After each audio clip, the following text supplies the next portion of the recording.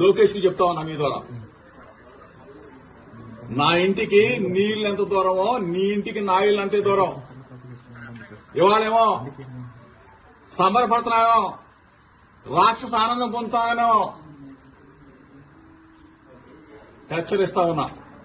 Media మిత్రుల ద్వారా చెప్తా ఉన్నా, రాష్ట్ర ప్రజల సమక్షంలో చెప్తా ఉన్నా, ఇది దుర్మార్గమైన చర్య.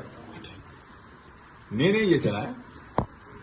నువ్వు 83 రోజులు మీ అయ్యా నువ్వు నన్ను జైల్లో పెట్టి రాక్షసానందం పొందిన చాలక నా ఇంటి మీద దాడి చేస్తావా? పెట్రోల్ బాంబులు వేస్తావా? అసలు ఇంత దుర్మార్గులాగా ప్రవర్తిస్తారు మీరు. నేనేమన్నాను?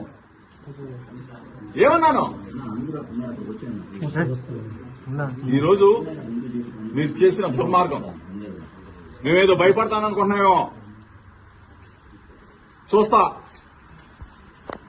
నువ్వు నీ గోండాలని, నీ రౌడీలని, నీ పిక్ పాకెట్ గాలని, బ్లేడ్ బ్యాచ్ ని, గంజాయి బ్యాచ్ ని విజయవాడ నుంచి, నలుమూల నుంచి నా ఇంటి మీద పంపిస్తావా? నీకు పెళ్ళాం పిల్లలు లేరా?